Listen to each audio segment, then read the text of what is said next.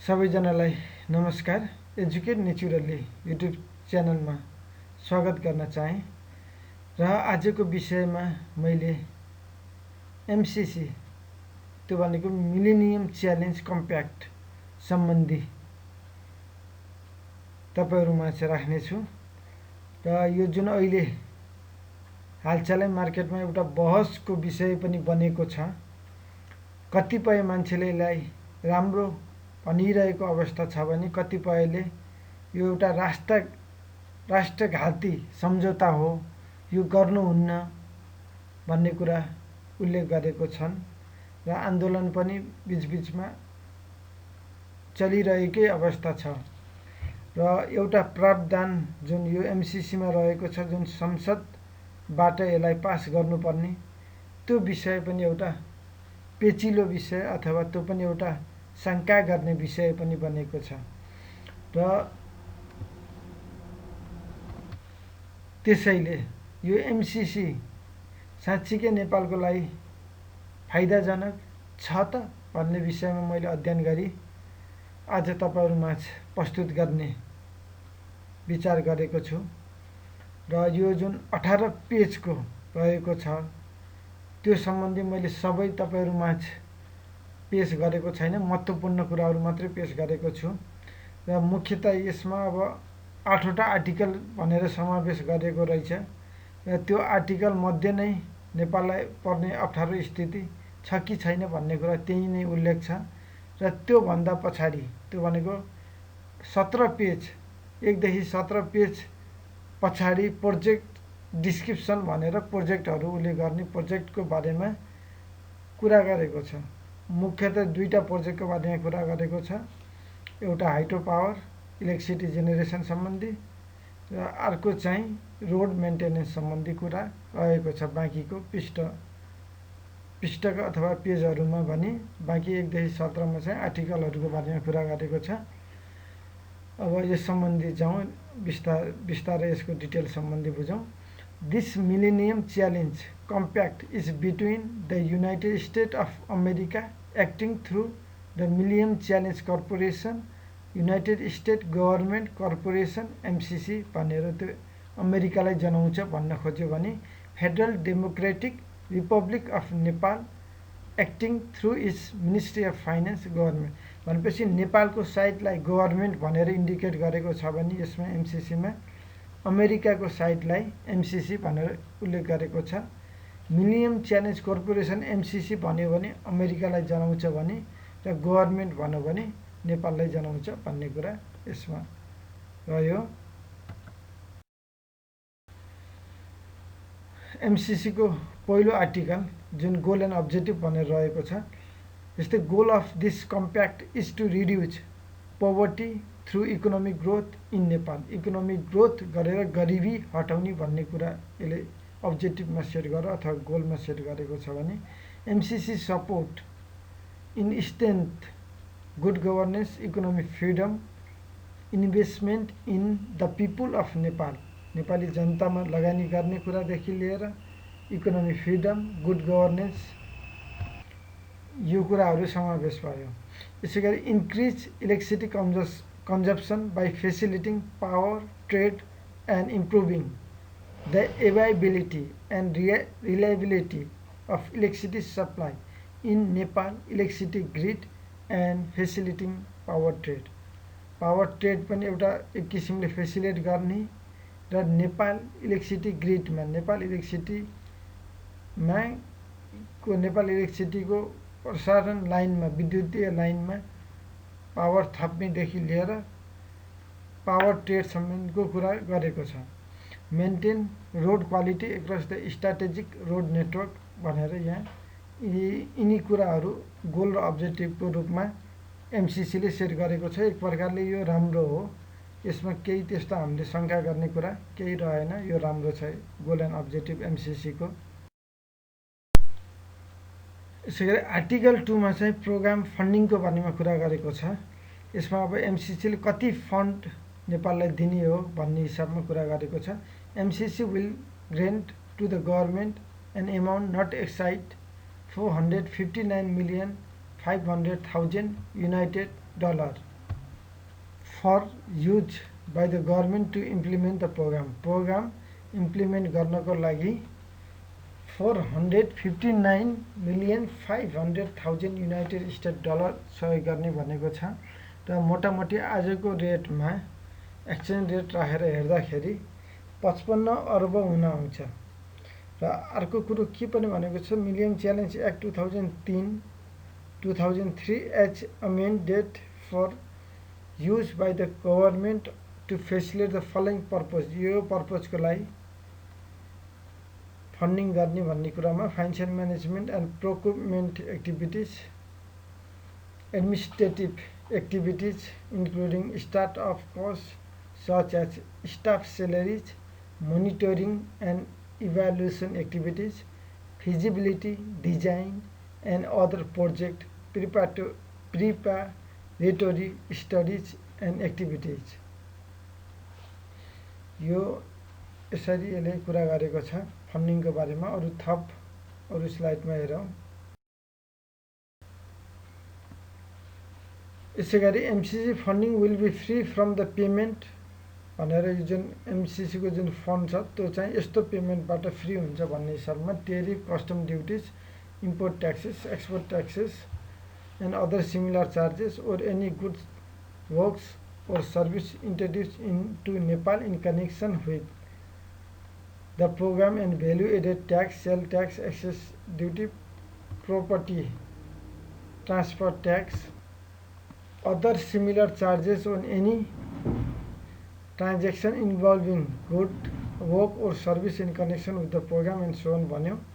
यसैगरी if a tax has been paid contrary to the requirement of section 2.8 or annex B11, the government will refund the promptly to the MCC the amount of such tax in a United States dollar or the currency of Nepal within the 30 days. Failure to refund such amount within the specific time will result in interest accruing on the unpaid amount। यसमा खास के भन्यो भने जुन अब यो जुन एक प्रकारले ट्याक्सको हिसाबमा जुन फ्री गर्नुपर्छ पेमेन्टमा, जुन फन्डिङको एमसीसी फन्डिङलाई फ्री गर्नुपर्छ पेमेन्टमा भनेको छ। कदाचित यदि अब लाग्न गयो अथवा ट्याक्स लिएको खण्डमा चाहिँ त्यो तुरुन्त रिफन्ड गर्नुपर्छ भनेको छ। र त्यो चाहिँ रिफन्ड गर्दाखेरि के पनि उल्लेख गरेको छ भने United state dollar amount of such tax in United state dollar अन्तर्गत रिफन्ड गर्नुपर्छ। र फेलर भयो भने रिफन्ड गर्नलाई यदि फेल भयो भने त्यसको ब्याज समेत तिर्नुपर्छ। जति बुझाउन अनपेड रकम छ त्यो अनपेड रकमको ब्याज पनि बुझाउनुपर्छ भन्ने कुरा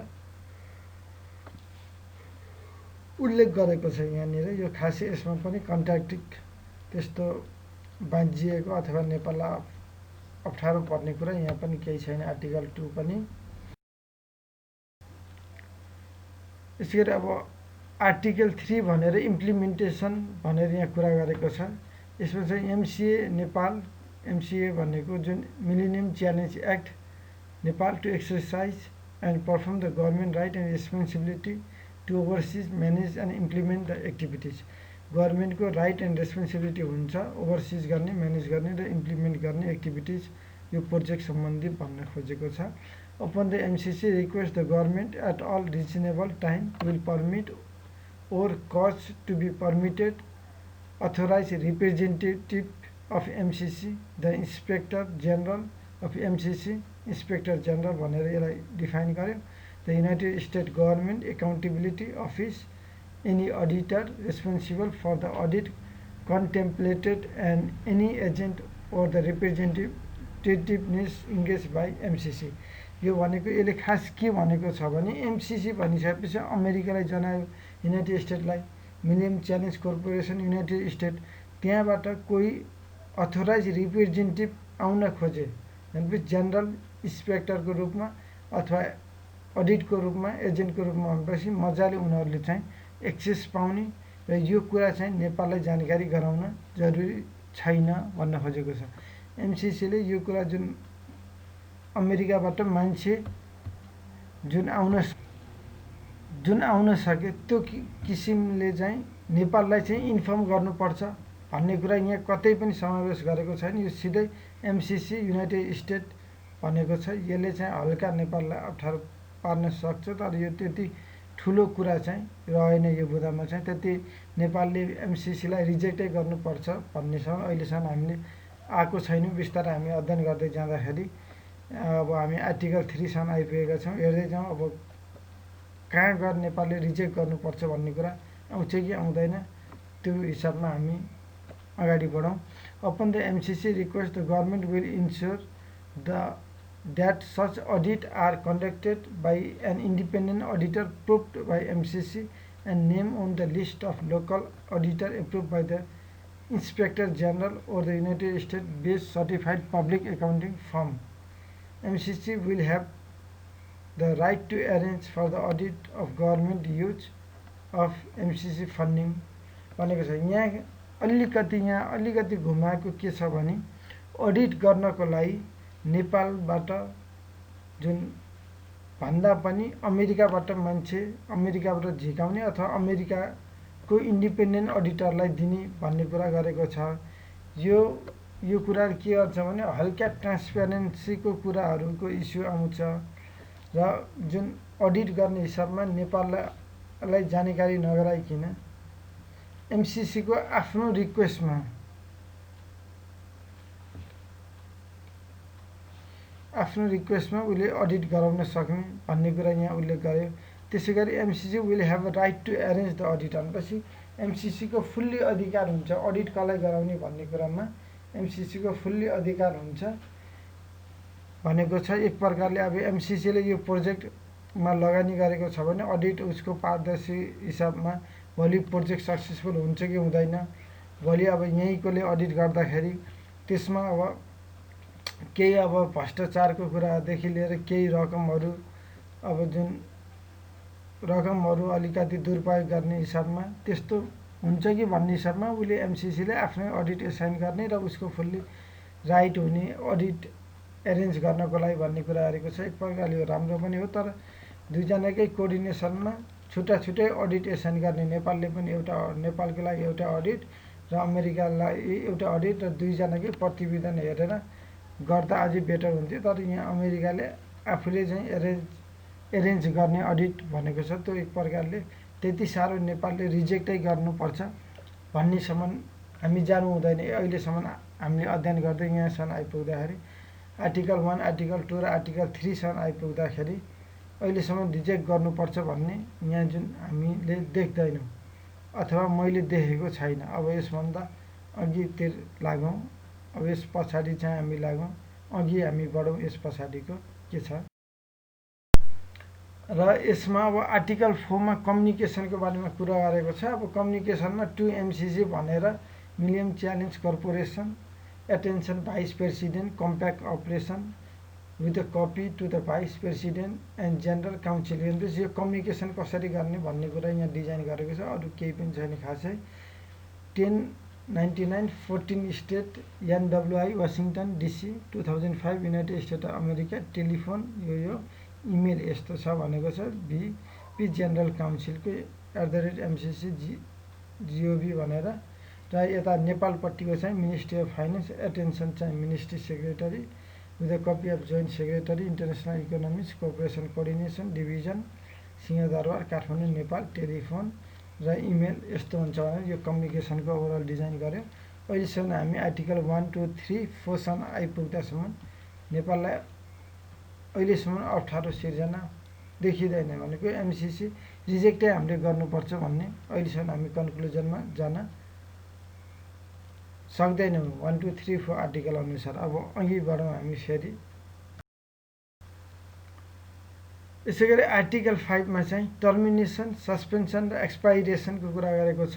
यसमा खास के भनेको छ भने either party may terminate this compact without the cause in its entirety by giving the other party 30 days prior written notice. MCC may also terminate this compact or MCC funding without cause in the part by giving the government 30 days बाहिर return notice भनेको छ। यहाँ के भनेको छ भने दुईजना पार्टीको कोअर्डिनेसनमा अथवा एग्रिमेन्टमा पनि कुनै प्रोजेक्ट सुरु गरेको त्यसलाई टर्मिनेट गर्न पनि सकिने, सस्पेन्सन गर्न पनि सकिने भनेको छ भने, र त्यो मात्रै नभएर के पनि भनेको छ एकलौटी हिसाबले पनि गर्न सकिने भन्ने कुरा गरेको छ है। दुईटै इन्टायर पार्टीको हिसाबमा पनि गर्न सकिने, दुईटै पार्टीको अन्डरस्ट्यान्डिङ पनि गर्न सकिने, त्यो त भइहाल्यो। तर नेपालले कुनै प्रोजेक्ट चाहेको छ तर अमेरिकाले चाहेन भनेको मिलेनियम च्यालेन्ज कर्पोरेसनले त्यसलाई स्वीकार्न सकेन भने त्यस्तोलाई फेरि उसले चाहिँ के गर्ने भयो, उसको फुल्ली अधिकार हुने भयो। एमसिसी युनाइटेड स्टेटको फुल्ली अधिकार के हुने भयो भने त्यो प्रोजेक्टलाई सुरुवात गरे पनि टर्मिनेट गर्न पाउने भयो अथवा छोडिदिन पाउने भयो अथवा गर्दिन अथवा यो प्रोजेक्ट हुन्न भनेर उसले फुल्ली अधिकार हुने भयो। भनेपछि यहाँनिर अलिकति हामीले संशोधन गर्नुपर्ने देखिन्छ।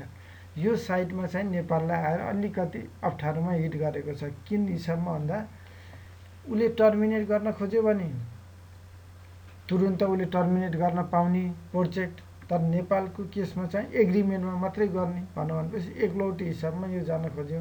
यसले गर्दाखेरि के हुन्छ भने सुरुमा प्रोजेक्ट इस्टाब्लिस गर्ने, भोलि गएर त्यो प्रोजेक्ट चाहिँ फ्रुटफुल भएन, भोलि गएर त्यो प्रोजेक्ट फ्रुटफुल भएन, त्यहाँका लोकल बासिन्दाहरूले डिस्प्युट सिर्जना गरे भने त्यस्तो केसमा एमसिसी मिलिनियम कर्पोरेसन जुन अमेरिका भनिएको छ उसले चाहिँ बिचमा हात झिक्न सक्यो। यति मात्रै होइन कि हात झिक्छ, हात झिकिसकेपछि के हुन्छ भने अर्को कुरो जति खर्च भएको छ फेरि त्यसको खर्च चाहिँ नेपाल सरकारले बेहोर्नु पर्ने हुन्छ भनेर पनि भनेको छ। बिचमा टर्मिनेट गर्दाखेरि त्यो जुन प्रोजेक्ट सुरुमा कति खर्च भयो त्यसको चाहिँ नेपाल सरकारले एक प्रकारले भुक्तानी दिनुपर्छ भनेको छ। यो यसमा चाहिँ अलिकति नेपाल सरकारलाई बर्डन हुने देखियो। भनेपछि एमसिसी मिलिनियम च्यालेन्ज कर्पोरेसनमा एनी टाइम बर्डन हुन सक्यो भन्न खोजेको। त्यो हिसाबमा यसलाई संशोधन गरेर हामीले के भन्नु पर्यो भने कुनै पनि प्रोजेक्ट टर्मिनेट गर्दा दुईटा पार्टीको म्युचुअल एग्रिमेन्टमा मात्रै टर्मिनेट गर्न मिल्ने अथवा प्रोजेक्ट स्टार्ट गर्न मिल्ने भन्ने कुराले संशोधन गर्न सक्नु पर्यो। यसै गरी MCC may immediately upon return notice to the government suspend or terminate this compact or the MCC funding in a whole or part. जुन एमसिसीले चाह्यो भने होल अथवा पार्टले पुरै यसलाई सस्पेन्ड अथवा टर्मिनेट गर्न सक्ने कुरा भयो। योमा चाहिँ अलिकति नेपाल तल परेको छ। यसलाई चाहिँ संशोधन गरेर मिलाउन सक्यो भने नेपाललाई दीर्घकालीन फाइदा हुने कुरा रह्यो। Use of MCC funding or the continued implementation of this compact or the program violate applicable law or United States government policy। यहाँनिर आएर पनि अर्को के कुरा गरेको छ भने युनाइटेड स्टेट गभर्नमेन्ट पोलिसीहरू कुनै भाइलेट हुन्छ भने त्यस्तो प्रोग्रामले त्यसलाई पनि कन्टिन्यू गर्न नसकिने भनेको छ। भनेपछि उसले आफ्नो पकटमा चाहिँ बढी ल्याएको देखिन्छ। यो जुन आर्टिकल 5 मा जुन टर्मिनेसन सस्पेन्सन र एक्सपाइरिएसनको कुरा छ यो ओभरअल सबै के छ युनाइटेड स्टेटको पकटमा चाहिँ यहाँ उसले ल्याएको छ। कुनै भाइलेन्सको टाइपमा सिर्जना भए पनि उसले टर्मिनेट गर्न पाउने, सस्पेन्ड गर्न पाउने र त्यसको खर्च जति हुन्छ नेपालले बेहोर्न पर्ने भनेको छ। यो एउटा बर्डन चाहिँ भयो र यसमा चाहिँ दुवैजनाको एग्रिमेन्ट बिना यो टर्मिनेट गर्न नमिल्ने भन्ने कुरा हुनु पर्यो। The government or any other person or entity receiving MCC funding or using program asset is engaged in activities that are contrary to the national security interests of United States। United States को national security interest भन्दा बाहिरको यदि कोही पर्सनहरू त्यस्तो एक्टिभिटिजमा engage भएका छन् भने त्यो पनि उसलाई चाहिँ स्वीकार्ययोग्य छैन भन्ने कुरा गरेको छ। The government of another person or entity receiving MCC funding or using program asset is found to have convicted of narcotic offense or to have engaged in drug trafficking। यस्तो कुरामा इन्गेज भएको भेटियो भने जुन पर्सनहरू जुन एमसिसीमा प्रयोग भएका पर्सनहरू जुन एमसिसीका पात्रहरू भनेको छ एमसिसीमा इन्भल्भ भएको मान्छेहरू यस्तो प्रकारले अथवा यस्तो कुरामा फन्डिङ हुँदैछ अथवा यस्तो इन्टिटी एमसिसीलाई यस्तो इन्टिटीको रूपमा प्रयोग भएको पनि खण्डमा देखियो भने कुनै पर्सन अथवा एमसिसी फन्डिङ गर्दा यस्तो कार्यमा जुन प्रयोग भएको देखियो भने अफेन्सिभ कार्यमा भने त्यस्तो पनि के छ, त्यो पनि स्वीकार्ययोग्य नहुने भनेको छ। यो एक प्रकारले भाइलेन्सको कुराहरू त राम्रै नै हो, यस्तो स्वीकार्ययोग्य नहुनु भनेको त ठिकै, यो दुवै सरकारलाई स्वीकार्ययोग्य हुँदैन यस्तो कुरा। तर यहाँनिर जुन क्यान्सल गर्नेको कुरा रह्यो यो चाहिँ अल्टिमेट पावर चाहिँ युनाइटेड स्टेट्समा मात्रै भएको देखियो। त्यो हिसाबमा चाहिँ भोलि उसले बिचमा हात झिक्दियो भने एमसिसी फन्डिङ गर्दाखेरि युनाइटेड स्टेट्सले बिचमा हात झिक्दियो भने त्यसको लागत सबै नेपाल सरकारले बेहोर्नु पर्ने र नेपाल सरकारले विथ इन्ट्रेस्ट बेहोर्नु पर्ने र भनेकै टाइममा बुझाएन भने विथ इन्ट्रेस्ट पनि बेहोर्नु पर्ने भन्ने कुरा यसमा रह्यो। तर यो बुँदा चाहिँ संशोधन गरेन भने नेपाललाई भविष्यमा अप्ठ्यारो सिर्जना हुन सक्न देखिन्छ। यसै गरी अब टर्मिनेसनै जुन यसै गरी टर्मिनेसन सस्पेन्सन र एक्सपिरेसनलाई कन्टिन्युटी दिँदाखेरि आर्टिकल 5लाई नै अझै कन्टिन्युटी दिँदाखेरि अझै के भनेको छ भने if the any MCC funding any interest for the earning their own any programme asset is use for the purpose in the violation of the terms of this compact the MCC may require the government to repay the MCC in United States dollar of the value misuse MCC funding interest earning or the asset plus interest within the 30 days after the government receipt of MCC request for the payment। यहाँनिर के भनेको छ भने यदि दुरुपयोग funding चाहिँ जुन MCC को फन्डिङ दुरुपयोग भएको छ त्यस्तो भेटियो भने नेपाल सरकारलाई चाहिँ जति दुरुपयोग भएको छ त्यो चाहिँ युनाइटेड स्टेट डलरमा चाहिँ पे गर्नुपर्ने र 30 डेज भित्र पे गर्नुपर्ने होइन भने विथ इन्ट्रेस्ट पे गर्नुपर्ने दिनुपर्ने रकममा भन्ने कुरा छ। यो चाहिँ एउटा बाध्यताकारी भयो। यो चाहिँ यस्तोमा चाहिँ दुईटाको अन्डरस्ट्यान्डिङमा म्युचुअल एग्रिमेन्टमा चाहिँ गरिने भनेको भए राम्रो हुन्थ्यो। तर एकलौटे हिसाबमा नेपाललाई चाहिँ यसले के छ त्यस्तो भेटियो भने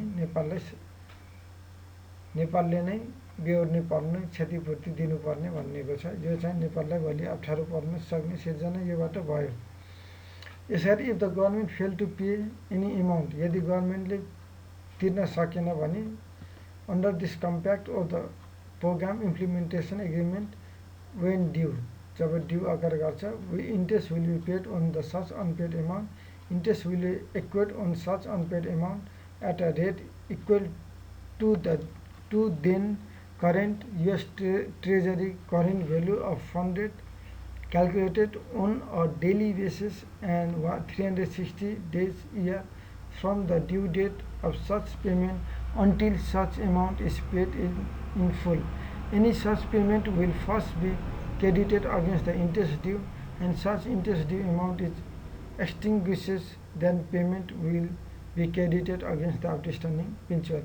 यसले के भनेको छ भने त्यही जुनै पनि यदि एमसिसी को जुन फन्ड चाहिँ दुरुपयोग गरेको भेटियो भने नेपाल सरकारलाई त्यो जति बेला पनि उनीहरूले त्यो फन्डिङ चाहिँ लाई स्टप गरेर नेपाल सरकारलाई जरिवाना लगाउने र जरिवाना उसले तिर्नु पर्यो विदिन द 30 डेज यदि तिरेन भने बाँकी इन्ट्रेस्ट सहित तिर्नुपर्ने र इन्ट्रेस्ट सहित तिर्नुपर्ने इन्ट्रेस्टको पनि यदि र जुन डेली बेसिसमा क्याल्कुलेट गरिने भनेको छ US treasury current value of funded को डेली बेसिसमा क्याल्कुलेट गरिने र सुरुमा इन्ट्रेस्ट ड्यू क्लियर गर्नुपर्ने त्यसपछि मात्रै प्रिन्सिपल आउटस्ट्यान्डिङ क्लियर हुने भनेको छ।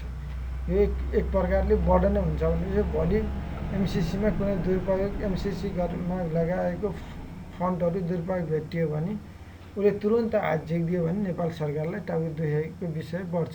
त्यो हिसाबमा पनि उसले के गर्नु पर्यो भने यो मोनिटरहरू ओभरसिजहरू इभ्यालुएसनहरू गर्दाखेरि दुवैको संलग्नतामा गर्नु पर्यो, दुवैको एग्रिमेन्टमा गर्नु पर्यो ताकि भोलि दुरुपयोग भयो भने पनि त्यसको जुन भागीदारी दुवैलाई नै इक्वल्ली पनिसमेन्ट हुनु पर्यो। भन्नाले भोलि त्यस्तो रकम मिसयुज भएको देखियो भने दुवैले नै 50-50 तरिकाले तिर्नुपर्ने भन्नु पर्यो।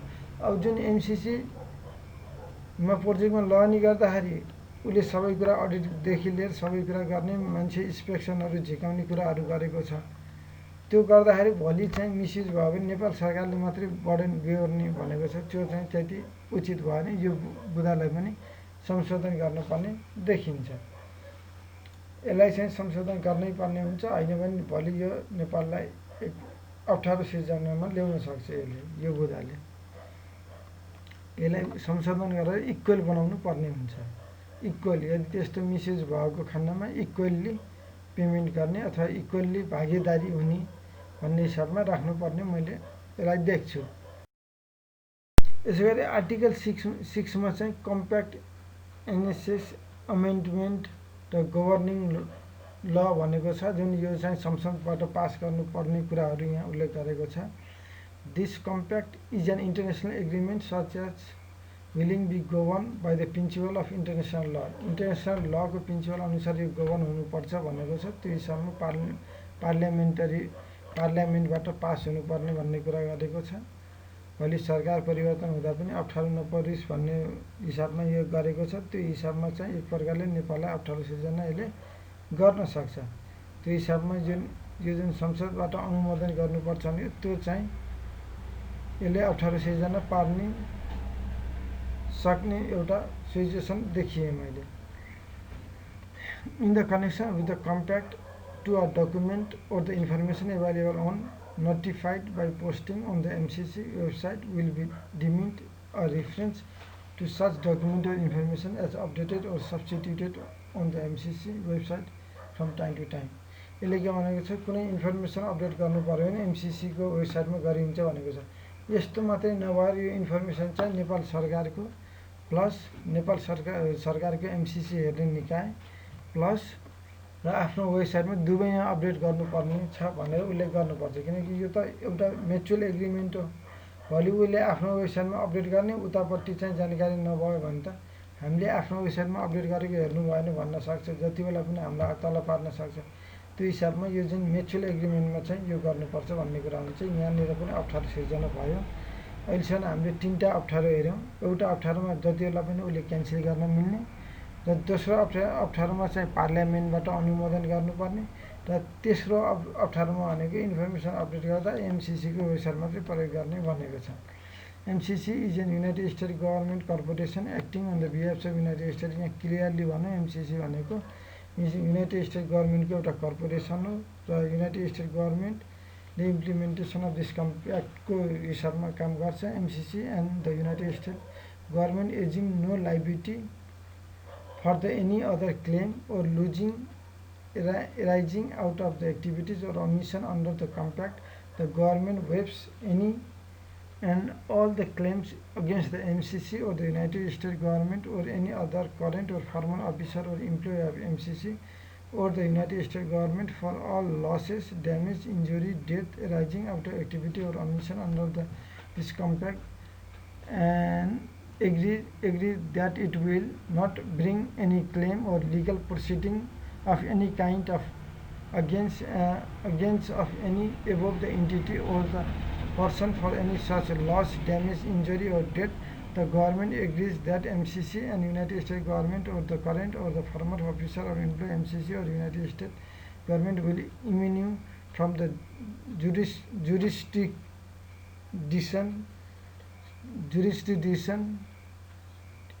jurisdiction of all court and tribunal of Nepal for any claim or the loss arising out of activity or omission under this compact. भनेपछि अब सबभन्दा ठुलो खतराको कुरो चाहिँ यो जुन मैले कालो लगाएको छु तपाईहरुलाई, जुन MCC United State government corporation acting देखि लिएर लास्टमा ओमिसन अन्डर दिस कम्प्याक्ट, यो चाहिँ तपाईहरुले पढ्न नछुटाउनु होला। यो चाहिँ सबभन्दा डेन्जर, MCC मा भएको डेन्जर, नेपाललाई सबभन्दा राष्ट्रघाती MCC भनेर जुन अहिले भनिरहेको छ, यही कारण हो। यहाँ के उल्लेख गरेको छ भने त्यो MCC फन्डिङ गर्दाखेरि, जुन प्रोजेक्ट फन्डिङ गर्दाखेरि यदि त्यो प्रोजेक्ट अन्तर्गत यदि केही इस्युहरू एराइज भयो, जस्तै लस, कुनै गभर्नमेन्ट लस जस्तै ड्यामेज अकर भयो अथवा कसैको डेथ भयो अथवा legal proceeding any kind of against भनेको छ, अगेन्स्ट एबभ इन्टिटिज वा अदर पर्सन लिगल कुराहरू एराइज भयो पर्सनको बारेमा भनेको छ। यस्तो कुरामा चाहिँ युनाइटेड स्टेट्स चाहिँ जवाबदेही हुन्न र नेपालको कानुनभन्दा पनि हामी माथि हुनेछौँ भनेर यो जुन भनेको छ यो चाहिँ राष्ट्रघाती चाहिँ यहाँनिर आएर एमसिसीले राष्ट्रघाती गरेको छ। यसलाई चाहिँ तुरुन्त सच्याउनुपर्छ, होइन भने हामीलाई सबभन्दा ठुलो घाटा लाग्ने र ठुलो च्यालेन्जको विषय, चुनौतीको विषय चाहिँ यही एउटा बुँदा जुन कालो मैले लगाएको छु, यसलाई राम्रोसँग पढ्नु होला साथी हो। यो जुन कालो लगाएको छु यो कालो लगाएको एकदम डेन्जर छ।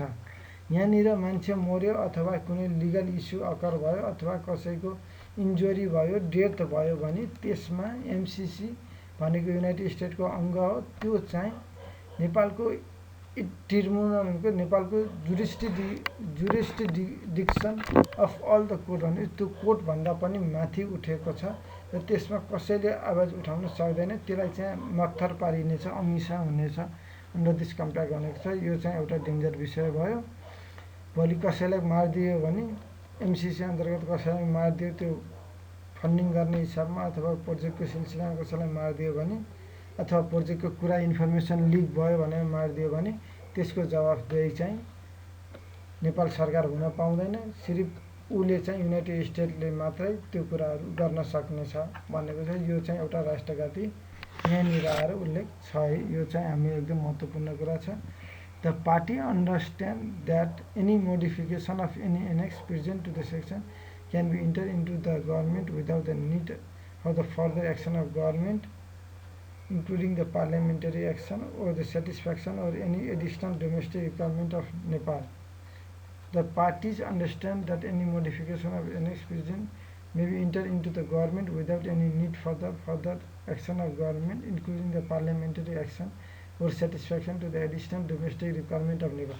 यहाँ यदि कुनै मोडिफिकेसन गर्न चाहियो भने नेपालको पार्लियामेन्टरी अथवा कुनै एडिसनल डोमेस्टिक रिक्वायरमेन्ट अनुसार पनि गर्न सकिने भनेर प्रावधान राखेको छ।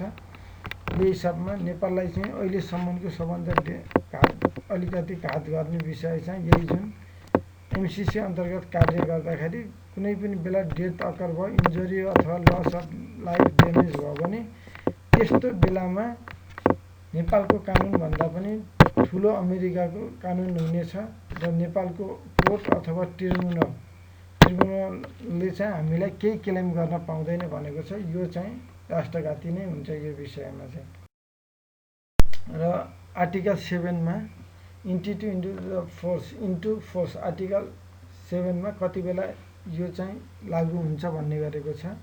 The compact will enter into the force on the date of letter from the MCC to government is an exchange of letter confirming that MCC and government have complied with their domestic requirement. This compact will remain in the force for the 5 years and after its entry into the force and place. जब agreement between Nepal सरकार र MCC को बीच agreement हुन्छ तब त्यही मितिदेखि count भएर 5 वर्षसम्म लागू हुन्छ भनेको छ। The programme implementation agreement must have been signed by the parties, the letter signed and dated by the principal representative of the government or the such other duly authorized representative of the government acceptable to a signed legal opinion from the Ministry of Law, Justice of Nepal, other legal representative of the government acceptable to MCC in form and substance satisfactory to MCC भनेको छ। यसमा खासै केही कुरा छैन। दुईजनाको बिचमा agreement Nepal government र एमसिसीको बिच एग्रिमेन्ट हुन्छ र त्यो जुन जसले पनि एकदम रेस्पोन्सिबिलिटी अथवा अथोराइज रिप्रेजेन्टेटिभले साइन गर्न सक्छ भन्ने कुरा गरेको छ। र यसमा चाहिँ खासै केही छैन। हामीलाई सबभन्दा घाटा लाग्ने भनेको अथवा सबभन्दा चेन्ज गर्नुपर्ने आर्टिकल 7 मा चाहिँ अलिकति अप्ठ्यारो सिचुएसन त्यहाँनिर र आर्टिकल 8 मा चाहिँ एडिसनल गभर्मेन्ट कन्भिनियन्ट भनेर राखेको छ। The government will ensure the full and expeditious cooperation of all relevant government entities to ensure that all land acquisition, site across and forest clearance required to implement the compact is provided in a timely manner and consistent with all MCC policy भनेको छ। यो चाहिँ जुन timely जुन इन्फर्मेसनदेखि लिएर timely चाहिएको कुराहरू रिक्वायरमेन्टहरू land acquisition गर्ने देखेर साइट एसेस गर्ने, फरेस्ट क्लियरेन्स गर्ने कुराहरू जुन त्यसमा चाहिँ कोअर्डिनेसनमा गर्नुपर्ने हुन्छ र एमसिसीको गाइडेड पोलिसी अनुसार हुन्छ भन्ने कुरा गरेको छ। यो चाहिँ खै केही छैन र यसमा चाहिँ अब यो चाहिँ साइन अफ सिग्नेचर भनेर यो नेपालको तर्फबाट कसले गरेको र यता चाहिँ अमेरिकाको तर्फबाट कसले गरेको एग्रिमेन्ट भनेर जुन यहाँ राखेको छ। नेपालको तर्फबाट ज्ञानेन्द्र बहादुर कार्की, त्यति बेला मिनिस्ट्री अफ फाइनेन्स। यो चाहिँ कहिले एग्रिमेन्ट भएको थियो? 14 सेप्टेम्बर 2017 मा एग्रिमेन्ट भएको रहेछ र यो इङ्ग्लिस ल्याङ्ग्वेजमा भनेर यहाँ लेखिदिएकै छ। र अमेरिकाको तर्फबाट जोनाथ जी नस चिफ एक्जिक्युटिभ अफिसर भनेको छ। यो दुईजना बिच त्यति बेला एग्रिमेन्ट भएको रहेछ 2017 मा। यसै गरी आर्टिकल 5 मा चाहिँ टर्मिनेसन, सस्पेन्सन र एक्सपाइरेसनको कुरा गरेको छ। यसमा खास के भनेको छ भने either party may terminate this compact without the cause in its इन्टायरिटी by giving the other party 30 days prior written notice. MCC may also terminate this compact or MCC funding without cause in the part by giving the government 30 days prior written notice भनेको छ। यहाँ के भनेको छ भने दुईजना पार्टीको कोअर्डिनेसनमा अथवा एग्रिमेन्टमा पनि कुनै प्रोजेक्ट सुरु गरेको त्यसलाई टर्मिनेट गर्न पनि सकिने, सस्पेन्सन गर्न पनि सकिने भनेको छ भने र त्यो मात्रै नभएर के पनि भनेको छ एकलौटी हिसाबले पनि गर्न सकिने भन्ने कुरा गरेको छ है। दुईटै इन्टायर पार्टीको हिसाबमा पनि गर्न सकिने, दुईटै पार्टीको अन्डरस्ट्यान्डिङमा पनि गर्न सकिने, त्यो त भइहाल्यो। तर नेपालले कुनै प्रोजेक्ट चाहेको छ तर अमेरिकाले चाहेन भनेको मिलेनियम च्यालेन्ज कर्पोरेसनले त्यसलाई स्वीकार्न सकेन भने त्यस्तोलाई फेरि उसले चाहिँ के गर्ने भयो, उसको फुल्ली अधिकार हुने भयो। एमसिसी युनाइटेड स्टेटको फुल्ली अधिकार के हुने भयो भने त्यो प्रोजेक्टलाई सुरुवात गरे पनि टर्मिनेट गर्न पाउने भयो अथवा छोडिदिन पाउने भयो अथवा गर्दिन अथवा यो प्रोजेक्ट हुन्न भने उसले फुल्ली अधिकार हुने भयो। भनेपछि यहाँनिर अलिकति हामीले संशोधन गर्नुपर्ने देखिन्छ। यो साइडमा चाहिँ नेपाललाई आएर अलिकति अप्ठ्यारोमा हिट गरेको छ। किन हिसाबमा भन्दा उसले टर्मिनेट गर्न खोज्यो भने तुरुन्त उसले टर्मिनेट गर्न पाउने प्रोजेक्ट, तर नेपालको केसमा चाहिँ एग्रिमेन्टमा मात्रै गर्ने भनेपछि एकलौटी हिसाबमा यो जान खोज्यो।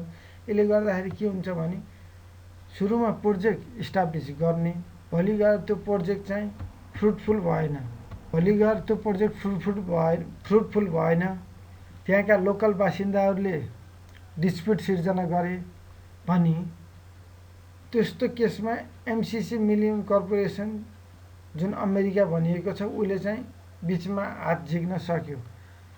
यति मात्रै होइन कि हात झिक्छ, हात झिकिसकेपछि के हुन्छ भने अर्को कुरो जति खर्च भएको छ फेरि त्यसको खर्च चाहिँ नेपाल सरकारले बेहोर्नु पर्ने हुन्छ भनेर पनि भनेको छ। बिचमा टर्मिनेट गर्दाखेरि त्यो जुन प्रोजेक्ट सुरुमा कति खर्च भयो त्यसको चाहिँ नेपाल सरकारले एक प्रकारले भुक्तानी दिनुपर्छ भनेको छ। यो यसमा चाहिँ अलिकति नेपाल सरकारलाई बर्डन हुने देखियो। भनेपछि एमसिसी मिलियम च्यालेन्ज कर्पोरेसनमा एनी टाइम बर्डन हुन सक्यो भन्न खोजेको। त्यो हिसाबमा यसलाई संशोधन गरेर हामीले के भन्नु पर्यो भने कुनै पनि प्रोजेक्ट टर्मिनेट गर्दा दुईटा पार्टीको म्युचुअल एग्रिमेन्टमा मात्रै टर्मिनेट गर्न मिल्ने अथवा प्रोजेक्ट स्टार्ट गर्न मिल्ने भन्ने कुराले संशोधन गर्न सक्नु पर्यो। यसैगरी MCC may immediately upon return notice. यसैगरी एमसिसीको बारेमा अन्तिममा तपाईँहरूमा बिदा माग्नुभन्दा अगाडि कन्क्लुजन गर्दाखेरि मैले आफ्नो पर्सनल ओपिनियन दिँदाखेरि एमसिसीलाई नेपालले चाहिँ समर्थन गर्नु हुँदैन। मैले आफ्नो पर्सनल ओपिनियन यसरी राख्छु किनभने यसमा एउटा यस्ता 3टा बुँदा छन्। मोटामोटी 3टा बुँदा मैले हेरेँ। जुन आर्टिकल 1 देखि 8 वटासम्म मैले अध्ययन गरेँ। त्यस पछाडि प्रोजेक्ट डिस्क्रिप्सनको बारेमा अध्ययन गरेँ। मोटामोटी मैले 50 पेज जति अध्ययन गरेँ। त्यो 50 पेजमा मैले अध्ययन गर्दा यस्ता 3टा बुँदा मैले फेला परेँ जुनमा नेपाललाई चाहिँ अप्ठ्यारो स्थितिमा सिर्जना गर्न सक्छ। एउटा चाहिँ अडिटको केसमा जेनरल इन्स्पेक्सन चाहिँ विदेशबाटै ल्याउने, अमेरिकाबाट ल्याउने, त्यो सन्दर्भमा अरू पनि मान्छेहरू ल्याउन सकिने चाहेको खण्डमा भनेको छ। यहाँ नेपालको एग्रिमेन्ट पनि त्यसमा संलग्नता हुने, नेपालसँग कुरा गरेर गर्ने भन्ने कुरो केही समावेश गरेको छैन। यो एक प्रकारले एउटा नेपाललाई अप्ठ्यारो सिर्जना भयो। अर्को कुरो चाहिँ एमसिसी कुनै फन्डिङ प्रोजेक्ट चाहिँ उसलाई अब बिचमा यदि कुनै डिस्टर्बेन्स आयो भने उसले तत्काल त्यो प्रोजेक्टलाई त्यहीँ क्लोज गर्न सक्ने भयो, टर्मिनेट गर्न सक्ने भयो, अथवा सस्पेन्ड गरेर पछि लम्बाउन सक्ने भयो। भनेपछि यो कतिसम्म लम्बाउँछ भन्ने कुनै निश्चित भएन। त्यो हिसाबमा अमेरिकाको चलखेल चाहिँ रहिराख्ने भयो। त्यो हिसाबमा पनि र टर्मिनेट चाहिँ गर्ने कुरामा पनि नेपाल सरकारसँग छलफल नहुने, कुनै कुरामा एग्रिमेन्ट भएर पनि गर्न मिल्ने, तर उसले चाहेको खण्डमा बिना एग्रिमेन्ट पनि टर्मिनेट गर्न सक्ने भनौँ, यो पनि नेपाललाई स्वीकार्ययोग्य रहेन। दुईवटा भयो। तेस्रो नम्बरमा चाहिँ के भनेको छ भने सबभन्दा इम्पोर्टेन्ट बुदा र सबभन्दा मुख्य नेपाललाई जोखिम रहेको बुदा चाहिँ यही तेस्रो नम्बरमा मैले उल्लेख गरेको छु। जुन आर्टिकल 6 मैले राखेको छु त्यो चाहिँ के रहेको छ भने यदि जुन प्रोजेक्ट जुन फन्डिङको सिलसिलामा अथवा प्रोजेक्ट रनिङ भएको केसमा यदि कुनै मान्छेको मृत्यु भयो अथवा इन्जरी भयो अथवा डेथ भयो भने त्यसको जिम्मेवारी त्यो एमसिसी भनिने United state of America government त्यो चाहिँ ऊ चाहिँ रेस्पोन्सिबल हुने छैन। त्यसमा नेपालको कानुनले पनि उसलाई केही असर गर्न सक्दैन, ऊ कानुनभन्दा पनि माथि हुनेछ भन्ने कुरा राखेको छ। यो भनेको ऊ नेपालको संविधानभन्दा पनि एमसिसीको कानुनमा भोलि डेथ कसैको डेथ भयो अथवा इन्जुरी भयो अथवा केही एक्सिडेन्ट घट्यो भने त्यसमा उसलाई केही गर्न नमिल्ने भन्ने प्रावधान राखेको छ। यो सबभन्दा डेन्जर विषय रहेको छ। त्यो हिसाबमा पनि यसलाई संशोधन नगरिकन सम्भव देखेन। यो तीनटा कुरा भयो। यो तीनटा कुरा र अर्को कुरो जुन भारतको कुरा पनि रहेको छ, भारतलाई पनि सोधेर गर्नुपर्ने कुरा अथवा ट्रान्समिसन प्रोजेक्ट लाइन गर्दाखेरि इन्डियामै अब इलेक्ट्रिसिटी दिने हिसाबमा अब क्रस बोर्डर ट्रान्समिसन बनाउने भनेको छ। अब भारतलाई नै दिनुपर्छ भन्ने के छ, अरू देश बङ्गलादेश चाइनालाई पनि त हामी दिन सक्छौँ, तर यो मुख्यतः भारतलाई भनेको छ। यसमा भारतको पनि केही रोल देखिन्छ र त्यो हिसाबमा पनि चारवटा यस्ता कुरा जुन एउटा भारतको कुरो, एउटा जुन आफ्नो हाम्रो कानुनभन्दा माथि उठ्ने, यदि कुनै मान्छेको मृत्यु भयो भने कानुनभन्दा माथि उठेर केही गर्न नमिल्ने, त्यस्तोमा केही गर्न नमिल्ने, मान्छे मारिदियो भने पनि केही गर्न नमिल्ने प्रोजेक्ट अन्तर्गत र त्यसै गरी र क्यान्सल गर्नु पर्यो भने नेपाल सरकारसँग नसोधिकन क्यान्सल गर्न मिल्ने र एग्रिमेन्ट भएर पनि क्यान्सलमेन्ट गर्न मिल्ने भनेको छ। नसोधिकन पनि क्यान्सल गर्न मिल्ने त्यो चाहिँ हामीलाई जायज भएन त्यो पनि। र अन्तिममा अडिटरहरू एसाइन गर्ने कुरामा त्यो पनि यस्ता एउटा चारवटा यस्ता बुदाहरू छन् जसमा नेपाललाई तल पारेको छ। यिनी संशोधन गर्नुपर्ने हुन्छ र संशोधन हुन नसकेको केसमा यिनलाई चाहिँ हामीले के गर्नुपर्ने हुन्छ, संशोधनै गर्ने प्रयास गर्ने। किनकि अनुदान भन्ने कुरा त राम्रो र जुन हामीलाई जुन रोड कन्स्ट्रक्सनको लागि रोड मेन्टेनेन्स र इलेक्ट्रिसिटीको लागि दिएको छ त्यो राम्रो कुरा, तर यदि संशोधन हुन सक्दैन भने यो राष्ट्रघाती हुन्छ र यसलाई चाहिँ हामीले रिजेक्ट गर्नै पर्छ। यदि संशोधन हुन्छ भने हामीले यसलाई स्वीकार्य गर्नुपर्छ। र अन्तिम कन्क्लुजन यही राख्दै तपाईँहरूमा मैले जुन एमसिसीको बारेमा प्रस्तुत गरेँ र विस्तृत रूपमा अध्ययन गर्नुहोला र अरू पनि अध्ययन गर्नुहोला र यो जुन चारवटा बुदाले गर्दा हामीलाई एमसिसी संशोधन नगरिकन स्वीकार्य योग्य नरहेको जुन मेरो पर्सनल ओपिनियन रहेको छ भन्दै तपाईँहरूमा बिदा मागे। हस्त, धन्यवाद।